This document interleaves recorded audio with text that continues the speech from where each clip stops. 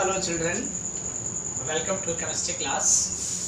Today we are going to discuss very important chapter, that is aldehyde, ketones and carboxylic acid. Aldehyde, ketones and carboxylic acid. अब इसमें हम लोग aldehyde, ketone और carboxylic acid के बारे में अध्ययन करेंगे। तो एल्डिहाइड और कीटोन को हम लोग यहाँ पे अध्ययन करते हैं और देखते हैं कि इसका हमारे लाइफ में what is the importance of this in our daily life. इसका हमारे डेली लाइफ में क्या इम्पोर्टेंस है। तो इसमें हम लोग देखते हैं कि जो एल्डिहाइड होते हैं ये फ्रेग्रेंस और फ्लेवर के रूप में यूज़ किए जाते हैं। इन नेचर में फ्रेग्रेंस और फ्लेवर के रूप में यूज़ किए जाते हैं। मतलब ये डिफरेंट टाइप ऑफ के फ्रेग्रेंस प्रोड्यूस करने में और फ्लेवर प्रोड्यूस करने में उपयोग किए जाते हैं। तो हम लोग इसको डिस्कस करते हैं और हम लोग देखें जैसे एसीटोन हो गया, जैसे कीटोन को हम लोग क्या कहते हैं, एसीटोन भी कहते हैं। ध्यान देंगे इसको हम लोग क्या बोलते हैं, एसीटोन। और एसीटोन जो है सॉल्वेंट के रूप में यूज़ किया जाता है। एसीटोन सॉल्वेंट के रूप में यूज़ किया जाता है। तो हम लोग देखते हैं कि एल्डिहाइड, कीटोन्स और कार्बोक्सिलिक एसिड को कार्बोनिल कंपाउंड को कहा जाता है। एल्डिहाइड, कीटोन्स और कार्बोक्सिलिक एसिड को कार्बोनिल कंपाउंड क्यों कहा जाता है। इसके पहले आपने देखा होगा, इस चैप्टर के पहले आपने पढ़ा होगा कि ऑक्सीजन और कार्बन के बीच सिंगल बॉन्ड था। ये पढ़ा हुआ, जैसे आपने अल्कोहल में पढ़ा है। अब यहाँ पे हम लोग देखेंगे कि कार्बन और ऑक्सीजन के बीच डबल बॉन्ड है और ये एक ऑर्गेनिक कंपाउंड है। इसमें हम पढ़ेंगे कार्बन और ऑक्सीजन के बीच डबल बॉन्ड और इसको हम लोग क्या कहते हैं, कार्बोनिल ग्रुप। क्या बोलते हैं, कार्बोनिल ग्रुप। ये ग्रुप जिस कंपाउंड में पाए जाएंगे उसे हम लोग क्या कहेंगे, कार्बोनिल कंपाउंड कहेंगे। अब देखिए, अगर हम लोग एल्डिहाइड लें और कीटोन लें, देखो एल्डिहाइड लें और कीटोन अगर हम लोग लेते हैं यहाँ पे, तो एल्डिहाइड को ऐसे डिनोट किया जाता है, देखिए ऐसे, और कीटोन को आप ऐसे डिनोट कर सकते हो, ऐसे। ये देखिए, या हम यहाँ आर ही लगा देते हैं, ठीक है।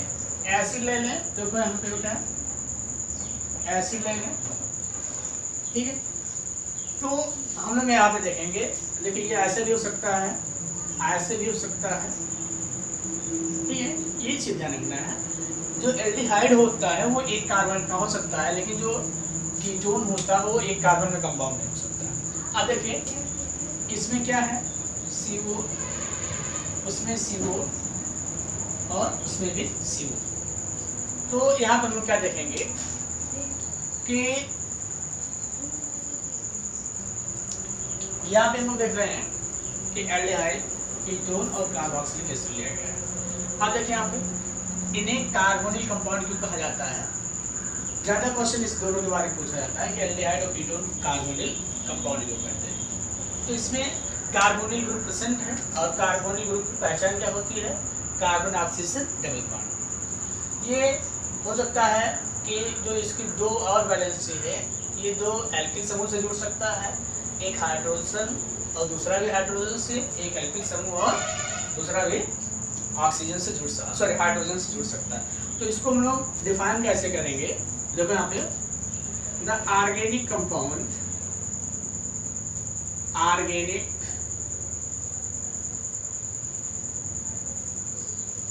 The organic compound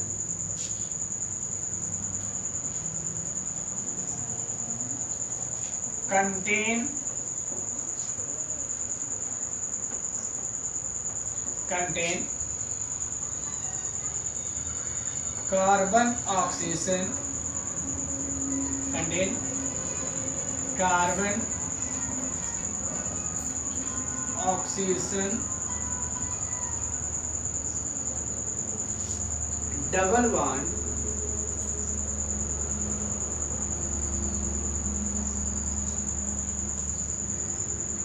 carbon oxygen double bond that is a carbon, like this it can be represented known as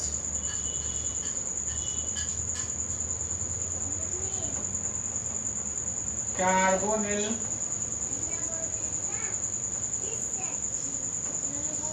compound.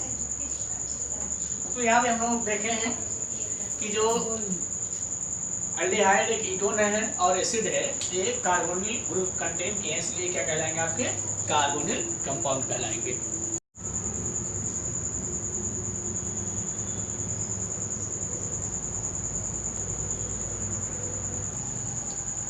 अब हम लोग देखते हैं कि यहाँ पे इसके हिसाब से अगर हम लोग देखें तो यहाँ हम लोग कह सकते हैं in aldehyde carbon is bonded to alkyl and hydrogen, but in ketone carbon is bonded to two alkyl group, carbon is bonded to two alkyl group, and in carboxylic acid carbon is bonded to OH group. यहाँ पे हम लोग देख सकते हैं, देखो यहाँ पे ये हमने कीटोन ले लिया, तो फिर ये कीटोन है बेटा, ये देखिए यहाँ पे आपको ये देखना है, ठीक है। अब हम लोग देखते हैं कि जो कार्बोनिल ग्रुप है ये अगर डिफरेंट ग्रुप से बॉन्डेड है तो इसका अलग नेम दिया सकता है। देखिए अगर ये कार्बोनिल कार्बन जिससे ऑक्सीजन से बॉन्डेड है, कार्बोनिल कार्बन ऑक्सीजन से बॉन्डेड है, तो हम लोग क्या कहेंगे carboxylic acid. When carbonyl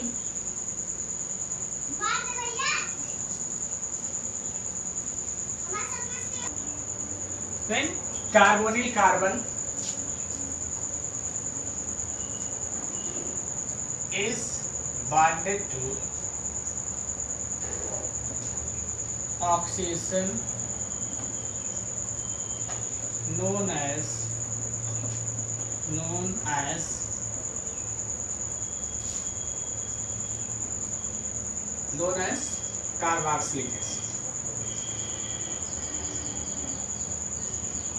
carboxylic acid, देखिए यहाँ पे लोग देखते हैं इससे बॉन्डेड है ऑक्सीजन से कार्बोक्सिलिक एसिड। अब देखिए यहाँ पे अगर यही कार्बोनिल कार्बन नाइट्रोजन से बॉन्डेड है तो इसे लोग क्या कहेंगे अमाइड कहेंगे, और ये अगर कार्बोनिल कार्बन जो है हाइड्रोजन से बॉन्डेड है तो इसे हम लोग क्या कहेंगे, इसे हम लोग क्या कहेंगे, ध्यान देंगे बेटा, क्या कहेंगे एसिल क्लोराइड। यहाँ पे हमने क्लोराइड लिया है तो यहाँ पे हम लोग X लिख सकते हैं। तो ये चीज आपको ध्यान रखना है।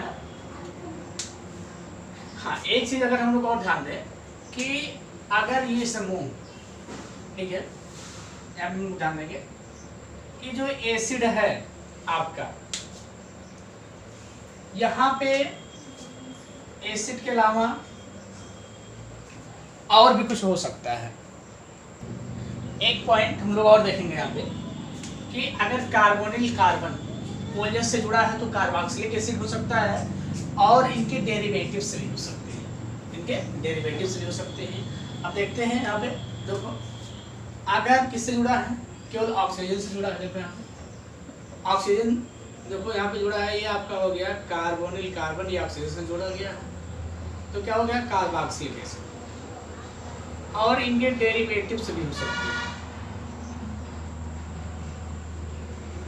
इनके डेरिवेटिव्स क्या हो सकते हैं। आप कैसे इसको किसी समूह द्वारा डिस्प्लेस कर दीजिए, जैसे देखो यहाँ पे ये हो गया आपका, क्या हो गया आपका एस्टर,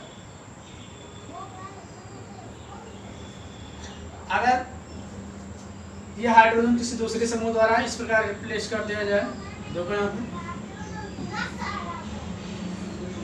इस समूह द्वारा, तो एनहाइड्राइड कहते हैं।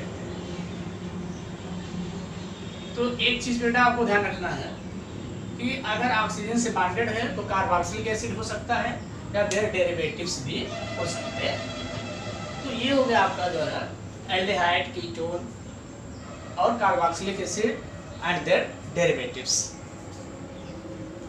हम लोग एल्डिहाइड और कीटोन तथा इनके एसिड के डिफरेंट डेरिवेटिव्स को जनरल फार्मूला द्वारा ऐसे रिप्रेजेंट कर सकते हैं। देखो ये आपका हो गया आपका एल्डिहाइड, ठीक है। अगर यहाँ एच लग जाएगा तो फॉर्मल्डिहाइड हो जाएगा। ये आपका हो गया कीटोन, कीटोन को RCOR से। ये आपका हो गया कार्बोक्सिलिक एसिड, कार्बोक्सिलिक एसिड। ये आपका हो गया एसिल हाइलाइट और दिस वन इज एनहाइड्राइड,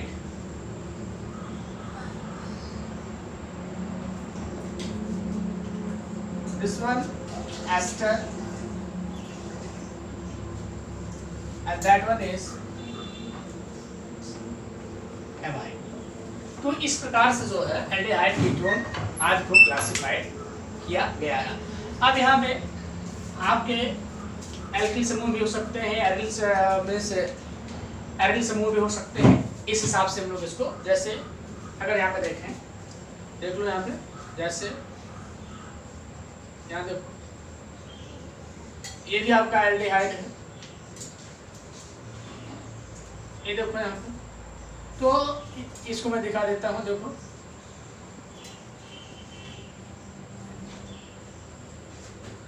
ये आपका कीटोन है।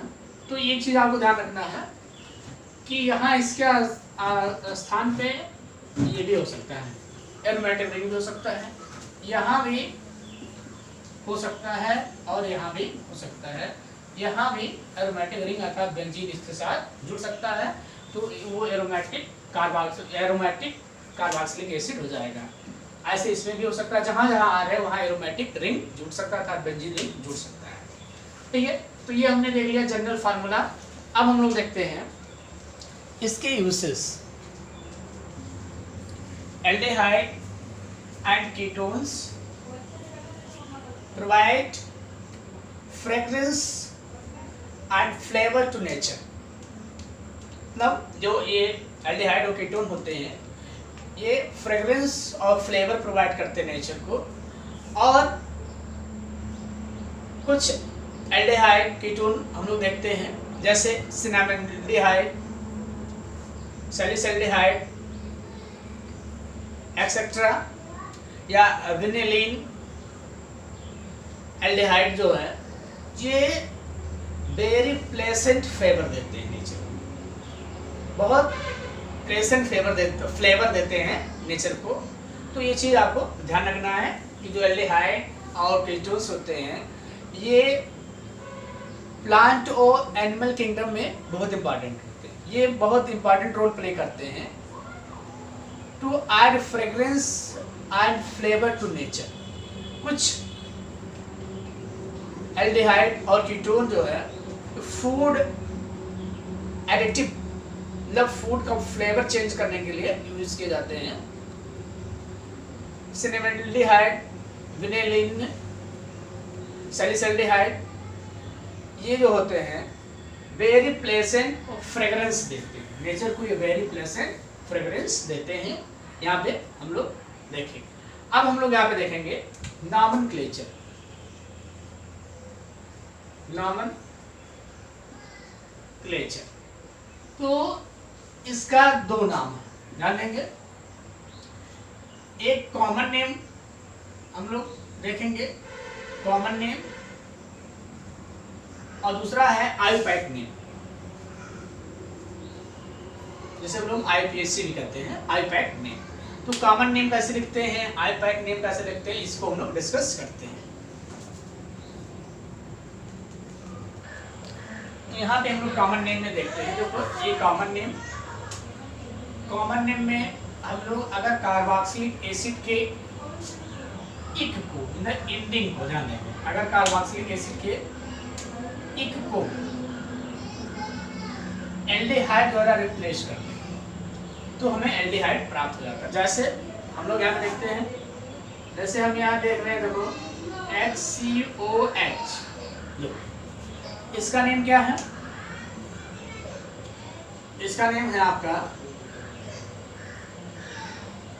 Formic acid. ध्यान देंगे बेटा, यहाँ पे फार्मिक एसिड होगा। अब हम लोग अगर ले लें HCHO, देखो यहाँ पे HCHO या आपका एल्डिहाइड है, तो हम लोग क्या करते हैं, इस पोर्शन को, इक वाले पोर्शन को एल्डिहाइड से रिप्लेस करते हैं। तो एल्डिहाइड का नेम क्या हो जाएगा? देखो फॉर्मेल्डिहाइड हो जाएगा। इसे ध्यान रखना है। ऐसे हम लोग दूसरा ले लेते हैं, दूसरा एग्जांपल यहाँ पे देख समझ लेते हैं। जैसे यहाँ पे देखो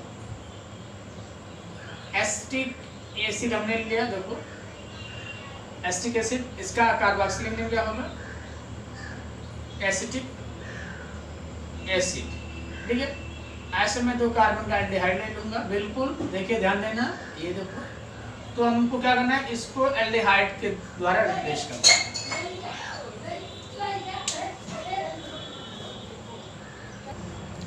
तो यहाँ पे हम लोग देखेंगे कि ये आपका एसिटिक एसिड है। अगर इक को एल्डिहाइड द्वारा रिप्लेस कर दिया जाए, ये आपका एसिड है, वो आपका एल्डिहाइड, तो इसका नाम क्या आ जाएगा? देखो एसिटाल्डिहाइड। तो ये चीज बेटा ध्यान रखना है कि देखो इसके जो एसिड होता है उसके इक को हम लोग एल्डिहाइड द्वारा रिप्लेस कर देते हैं और ये क्रॉसपॉन्डिंग एसिड की तरह नाम इसका हो जाता है। तो इसको हम लोग इस तरीके से अगर कहें इस बात को, तो हम लोग इस तरीके से कह सकते हैं। देखते हैं, the common names of the aldehydes are derived from the common names of corresponding carboxylic acid. The common name of aldehyde are derived from common names of carboxylic acid by replacing ending it of acid with aldehyde. ये हो गया common name. अब देखिए यहाँ पे इसमें और हम लोग देखते हैं कि अगर एल्डिहाइड में सब्स्टिट्यूएंट ग्रुप उपस्थित है तो उसका हम लोग नाम कैसे लिखेंगे, कॉमन नेम कैसे लिखेंगे? जैसे ये ले लिया हमने, देखो यहाँ पे ये हो गया, यहाँ पे हमने ब्रोमोमेथ दे दिया। तो सब्स्टिट्यूएंट ग्रुप को रिप्रेजेंट करने के लिए हम लोग ग्रीक वर्ड अल्फा, बीटा और गामा यूज करते हैं। तो यहाँ पे क्वेश्चन आता है कि अल्फा कार्बन कौन सा है, बीटा कार्बन कौन सा है, इसको हम देखते हैं। तो जिससे फंक्शनल ग्रुप जुड़ा होता है वो आपका अल्फा कार्बन। ध्यान दीजिए, ये आपका हाइड्रोकार्बन चेन का कार्बन है, वो आपका फंक्शनल ग्रुप है। ठीक है, तो ये क्या होगा आपका अल्फा, ये हो जाएगा आपका बीटा और ये क्या हो जाएगा गामा। अगर अब हम लोग इसका नाम लिखें तो क्या हो जाएगा, बीटा ब्रोमो,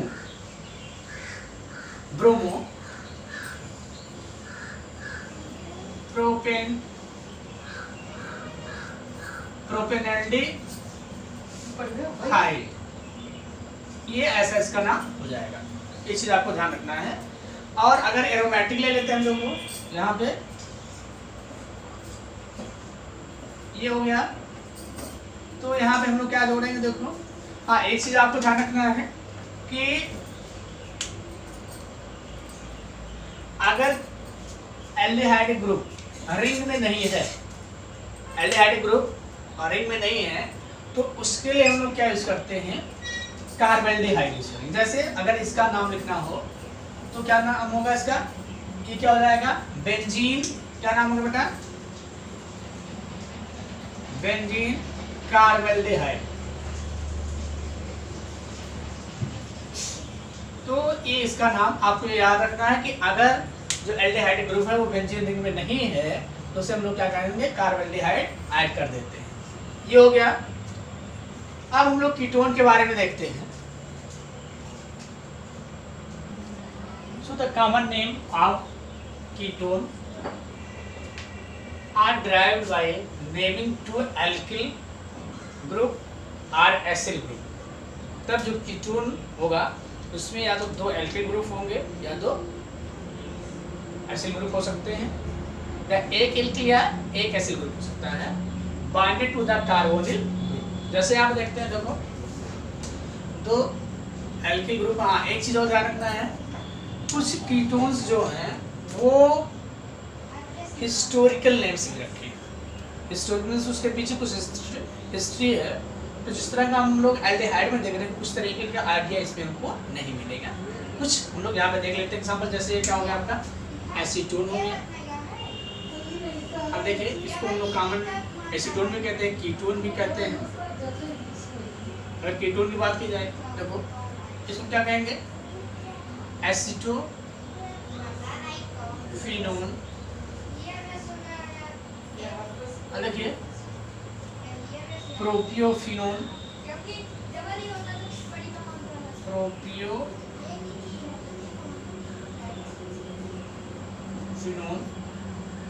और इसमें क्या होगा बेंजोफिन।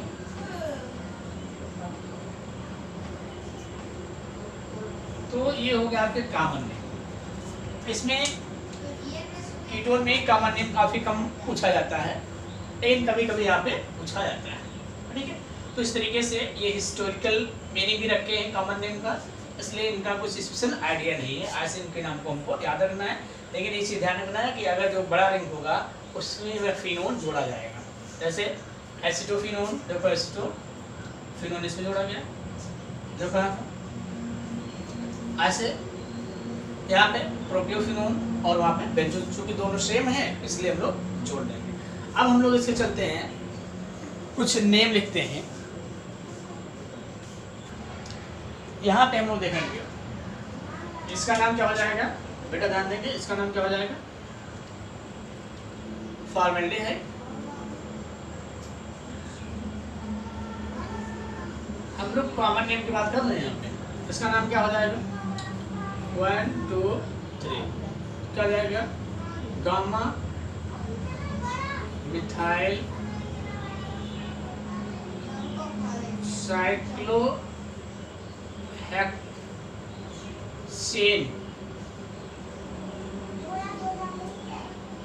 साइक्लोहेक्सेन कार्बोल्डिहाइड।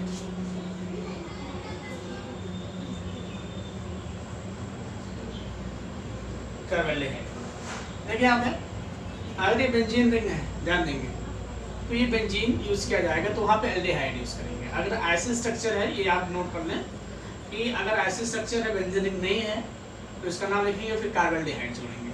लेकिन अगर बेंजीन रिंग से जुड़ा है तो बेंजीन के बाद एल्डिहाइड जोड़ देंगे। तो इसका क्या हो जाएगा, देखो 1 2 3 3 पे क्या लिखते हैं गामा, अब बताया है ब्रोमो बेंजीन एल्डिहाइड, बेंजल्डिहाइड जिसे हम लोग पढ़ देते हैं, एल्डिहाइड ऐसे नाम का। हाँ, कुछ स्पेसिफिक नेम है, जैसे एक्रोलिन है, क्या आपका एक्रोलिन है, तो ये स्पेशल नेम है, ये हिस्टोरिकल नेम, ये हिस्टोरिकल नेम है। इसमें हम लोग यहाँ पे देखेंगे कि कोई रूल नहीं, इसका हमको नाम ही याद रखना होगा। अब हम लोग कुछ कीटोन को देख लेते हैं। हमने 2 कंपाउंड लिया है, और अगर कीटोन है तो उसमें क्या होता है, कीटोन लास्ट में लिखा होता है, कीटोन हम लोग यूज करते हैं।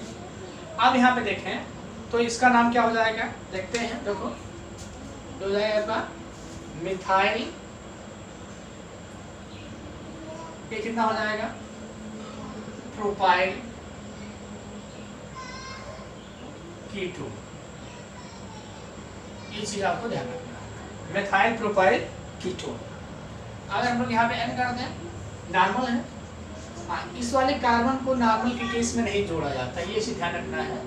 तो इसमें हो सकता है कि आपसे जैसे ये नाम दे दे और स्ट्रक्चर लिखने को पूछ सकता है, तो ये चीज आपको ध्यान देना है। आप देखिए यहाँ पे ये आपका अल्फा कार्बन हो गया, तो क्या हो जाएगा अल्फा मिथाइल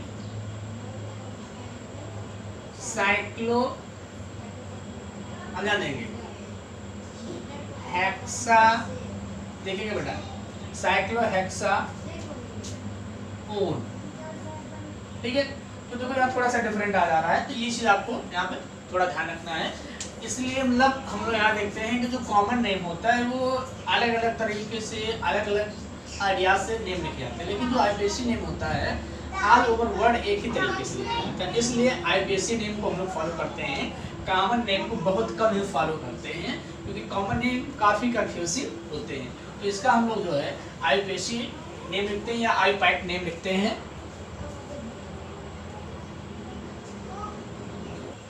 तो यहाँ पे हम लोग देखेंगे कि आईपैक नेम एल्डिहाइड और कीटोन का कैसे लिखा जाए। देखिए बुक में आपको अलग तरीके से दिया गया है, लेकिन मैं आपको कुछ अलग तरीके से बताऊंगा जिससे आपको हमेशा याद रहे।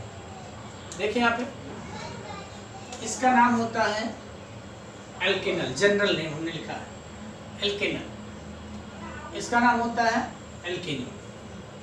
देखिए वहां पर हमने लिखा और root word plus primary suffix plus secondary suffix replacing e with air. मैं एक एग्जांपल से मैं चलता हूँ, तो एक एग्जांपल मैं ले लेता हूँ एल्डिहाइड का, तो मैं मिटा दे रहा हूँ, एल्डिहाइड का लेता हूँ। जैसे मैंने लिखा CH3CHO, तो आप जानते होंगे कि अगर दो कार्बन है तो हम लोग क्या कहेंगे एथ, ठीक है।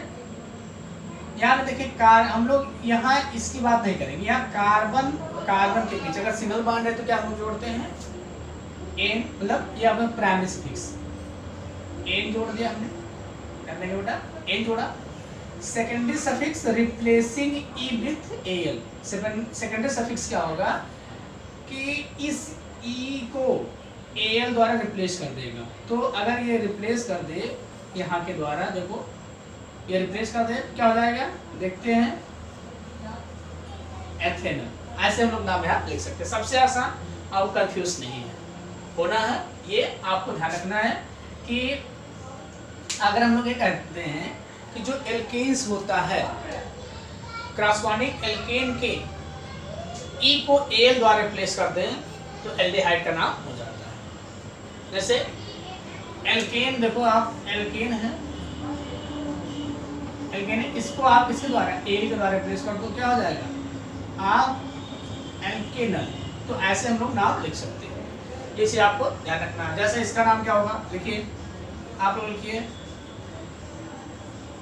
क्या हो जाएगा लिखेंगे, इसका भी नाम आप लिखिए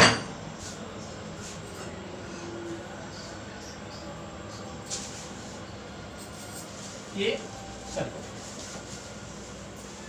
इसका भी नाम आप लिखेंगे। तो इसका नाम क्या होगा देखते हैं, कितने कार्बन है 3 कार्बन, तो रूट वर्ड का लिखेंगे प्रो, कार्बन कार्बन के बीच क्या है सिंगल बॉन्ड, एन जोड़ेंगे और सेकंड सफिक्स क्या है एल, वो किसको रिप्लेस करता है ई को रिप्लेस कर देता है, तो क्या हो जाएगा प्रोपेनल। ये आपका हो गया। ऐसे इसका नाम लिखिए, कितने कार्बन 4, तो क्या 4 के लिए लिखते हैं ब्यूट, ब्यूट सिंगल बॉन्ड है एन जोड़ देंगे, सेकेंडरी सफिक्स क्या है एल, वो किसको रिप्लेस करता है ई को, तो क्या हो जाएगा ब्यूटेनल। तो ऐसे हम लोग जो यहाँ पे नाम इसका लिख सकते हैं। ये हो गया, ये बात हो गई हमारी एल्डिहाइड। अब हम लोग कीटोन को देखते हैं। कीटोन का हमने जनरल नेम क्या लिखा है एल्केनोन। कीटोन का आप ये याद रखेंगे कि 3 कार्बन से कम कार्बन का कीटोन नहीं होगा। जैसे आपने देखा फॉर्मेल्डिहाइड, एल्डिहाइड, इसमें आप 1 कार्बन का कीटोन नहीं पाएंगे, 2 कार्बन का नहीं, एटलीस्ट 3 कार्बन का कीटोन पाएंगे। तो देख लेते हैं एक एग्जांपल। देखो यहाँ पे हमने 3 कार्बन, देखो यहाँ पे क्यों 3 कार्बन से कम का नहीं हो सकता है, क्योंकि यहाँ पे जो दोनों कार्बोनिल कार्बन जो है वो या तो एरोमेटिक रिंग द्वारा या एल्किल समूह द्वारा सेटिस्फाइड होना चाहिए। तो इस केस में हम लोग क्या करेंगे कि इस केस में हम एसीटोन के केस में कम से कम 3 कार्बन के कंपाउंड होंगे। अब देखिए यहाँ पे इसको भी बिल्कुल उसी तरीके से, हाँ इसमें एक चीज़ आपको ध्यान रखना है root word plus primary suffix and plus secondary suffix replacing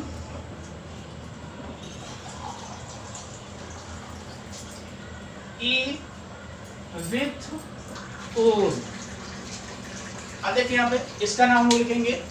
तो देखिए आप देखिए यहाँ पे हम देखते हैं कितने कार्बन हैं, 3।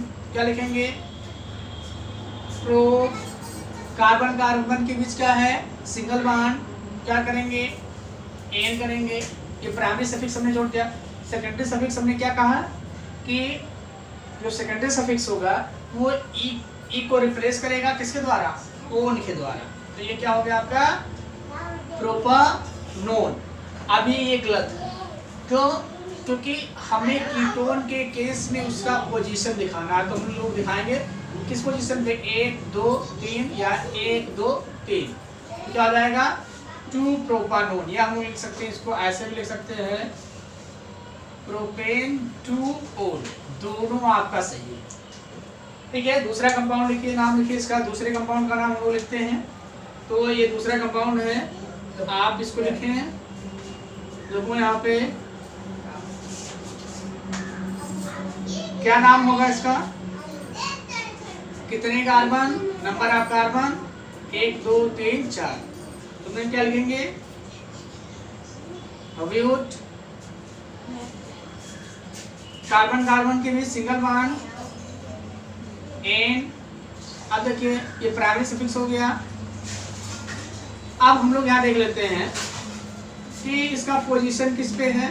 तो हम लोग नंबरिंग उधर से करेंगे जिधर से ये लिस्ट नंबर पे है। तो इधर से करते हैं 1 2 3 और 4। इधर से करेंगे 1 2 3 और 4।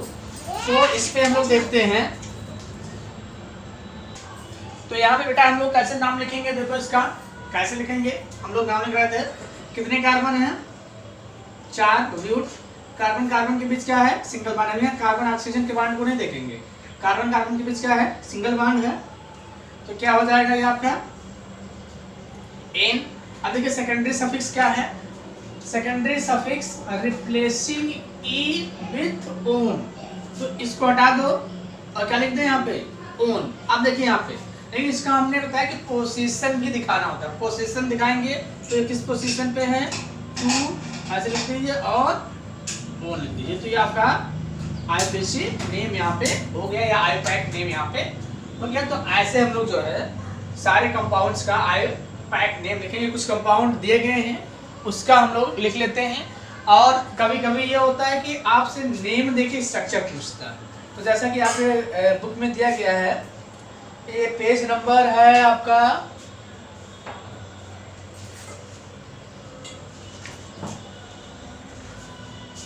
कौन सा पेज नंबर है, 353।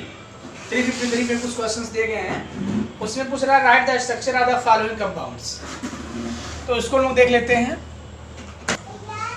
तो यहाँ पे हम लोग देखेंगे कि जो आपके बुक के क्वेश्चन है, यहाँ पे आपका कॉमन नेम दिया गया है। तो इसमें हम लोग देखेंगे कि कैसे कॉमन नेम से हम लोग इसका स्ट्रक्चर लिखेंगे। तो पहले हम लोग इसमें क्या करते हैं, सबसे लॉन्ग चेन क्या है, देखो प्रोपियो, मतलब ये कार्बन चेन दिखा रहा है, प्रोपियो एल्डिहाइड, प्रोपियोन एल्डिहाइड, ठीक है। तो यहाँ पे हम देखेंगे प्रोपियोन एल्डिहाइड कितने कार्बन है, देखो बेटा पहले हम लोग एक देखेंगे सबसे लॉन्ग चेन खोजेंगे, जैसे नाम लिखते हैं वैसे बिल्कुल यहाँ पे करेंगे। सबसे लॉन्ग चेन खोजेंगे, ठीक है। अब यहाँ पे हम लोग क्या देखेंगे कि कितने कार्बन है, 3 हो गए। यहाँ पे एल्डिहाइड है तो यहाँ हो गया, ठीक है। अब ये आपका हो गया अल्फा कार्बन, जो हो गया बीटा, ध्यान देना, सॉरी अल्फा हो गया, ये हो गया बीटा। आपको बताया गया है कि जिससे कार्बन मतलब एल्डिहाइड ग्रुप जो होता है उसे अल्फा कार्बन क्या है, अल्फा मेथॉक्सी। और OCH3 को क्या कहते हैं, मेथॉक्सी और ये आपका स्ट्रक्चर ऐसे आया। आप बैलेंसी से देख लीजिए, इसकी बैलेंसी देखिए। सेकेंड कंपाउंड है 3-हाइड्रॉक्सो ब्यूटेनल, जानेंगे। अब यहाँ पे आप कंफ्यूज होंगे कि हाइड्रॉक्सो किसके लिए यूज किया जाता है। तो मैं आपको बता दूं, अगर OH होता है और साइड चेन में होता है तो उसके लिए हाइड्रॉक्सो यूज किया जाता है। कितने कार्बन है देखो बेटा, ब्यूटेनल 1 2 3 और 4, ध्यान देंगे। देखिए इसमें कुछ नॉर्मल है, कॉमन नेम दिए गए हैं, कुछ IPAC नेम दिए गए हैं, उसके हिसाब से हमको लिखना है। तो ये क्या हो गया, ब्यूटेनल, ये हो गया 3-हाइड्रॉक्सो। देखो 3-हाइड्रॉक्सो हो जाएगा। तो यहाँ पे हम लोग देखेंगे 1 2 और 3, क्या हो गया 3-हाइड्रॉक्सो। यहाँ पे लिख दो, हो जाएगा 3-हाइड्रॉक्सो। एक बार हमको चेक करने दे लीजिए, देखते हैं क्या है। 3-हाइड्रॉक्सी, ये हाइड्रॉक्सी है ब्यूटेनल।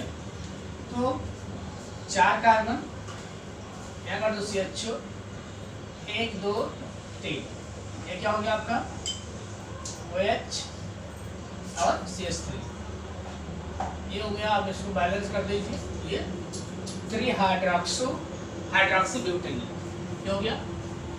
तीसरे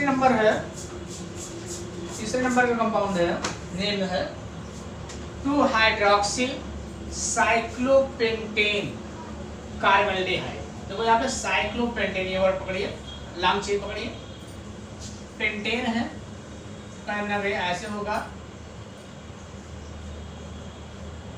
और कह रहा है यहाँ पे 2-हाइड्रॉक्सी। तो अगर हाइड्रॉक्सी हम लोग लिख रहे हैं तो OH यहाँ हो जाएगा और यहाँ पे कार्बल्डेहाइड हो जाएगा, ये हो गया 2-हाइड्रॉक्सो कार्बल्डेहाइड, 2-हाइड्रॉक्सी साइक्लोपेंटेन कार्बल्डेहाइड। ये हम लोग देखते हैं यहाँ पे। नेक्स्ट है 4th है पेंटेनल, ठीक है। अब देखिए कितने कार्बन है, 1 2 3 4 5, यहाँ पे CHO लगा दो, क्योंकि IPAC नेम है तो इसलिए हम लोग यहाँ पे बहुत सावधानी से करेंगे। ऑक्सो किस पे है, अगर कीटोनिक समूह कहीं उपस्थित होता है, कार्बोनिल समूह, तो उसके लिए हम क्या यूज करते हैं, ऑक्सो। तो यहाँ पे हम लोग 1 2 3 4 5, ठीक है। तो 4 पे ऑक्सो है, यहाँ पे हम लोग को लगा देंगे, इसको हम लोग बैलेंस कर लेते हैं। यहाँ नहीं रहेगा, इसको हम बैलेंस कर लेते हैं।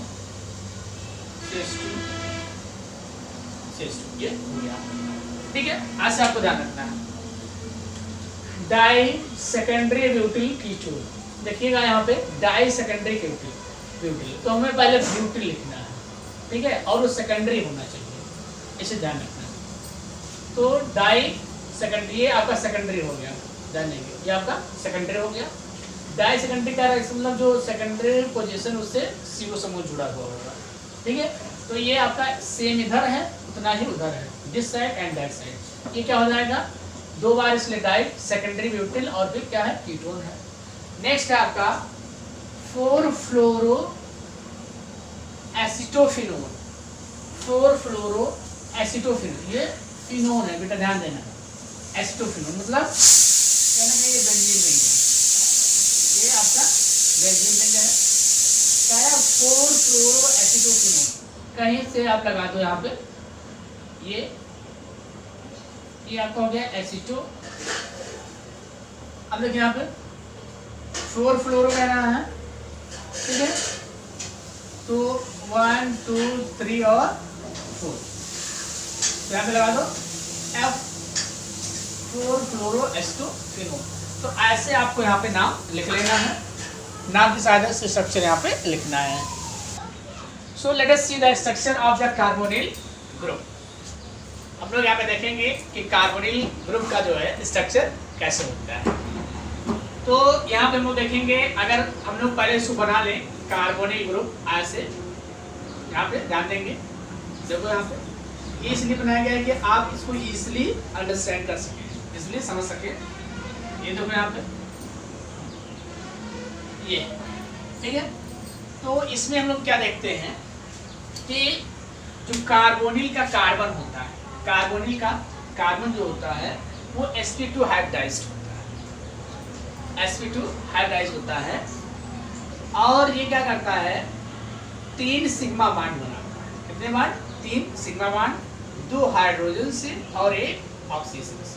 ध्यान देंगे बेटा, 2 हाइड्रोजन से और 1 ऑक्सीजन से। इस कार्बोनिल कार्बन का एक p ऑर्बिटल जिसमें अनपेयर्ड इलेक्ट्रॉन होता है, ऑक्सीजन के एक p ऑर्बिटल जिसके पास भी अनपेयर्ड इलेक्ट्रॉन होता है, उसके साथ पार्शियल ओवरलैपिंग कर लेता है। जैसा यहाँ पे दिखाया गया, देखो ये आपको, ये ऑक्सीजन है, ये ऑक्सीजन है, ठीक है। तो ये दोनों क्या कर लेते हैं, पार्शियल ओवरलैपिंग कर लेते हैं और ये क्या बना लेते हैं, पाई बॉन्ड बना लेते हैं। देखो, और इस पाई बॉन्ड को बिलो और अबव द प्लेन दिखाया गया है, बिलो और अबव द प्लेन दिखाया गया है। और इसके प्रत्येक एटम मतलब यहाँ से अगर हम लोग देखें कि ऐसे इसका स्ट्रक्चर होता है, कुछ ऐसे, तो इनके बीच जो बॉन्ड एंगल होता है वो 120 डिग्री का होता है। अब हम लोग यहाँ पे देखें कि जो यहाँ पे कार्बन है वो sp2 हाइब्रिडाइज्ड है। इस sp2 हाइब्रिडाइज्ड कार्बन के पास एक p ऑर्बिटल है जो हाइब्रिडाइजेशन भाग नहीं लिया है। उसी प्रकार ऑक्सीजन के पास एक p ऑर्बिटल है जो हाइब्रिडाइजेशन में भाग नहीं लिया है।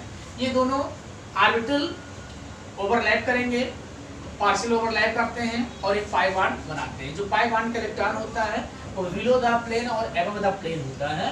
तो इस तरीके से इसको दिखाया जा सकता है। क्योंकि इसमें sp3 हाइब्रिडाइजेशन होता है, तो ये इसका जो स्ट्रक्चर होता है ट्राइगोनल कोप्लैनर होता है, अर्थात इसके सभी एटम क्या होते हैं, एक ही प्लेन में होते हैं और एक दूसरे से 120 डिग्री का कोण बनाते हुए व्यवस्थित होते हैं। तो ये आप देख लें। अब हम लोग कह सकते हैं कि ये आपका orbital structure of carbonyl group, हम लोग लिख सकते हैं the orbital structure of carbonyl group. Orbital लिख सकते हैं, orbital diagram of carbonyl group. तो यहाँ पे हमने orbital structure of carbonyl group देखते हैं। अब दूसरे पॉइंट में चलते हैं, पोलैरिटी। अब हम लोग यहाँ पे देखते हैं कि जो ये कार्बन और ऑक्सीजन है, ठीक है, इसमें ऑक्सीजन मोर इलेक्ट्रोनेगेटिव,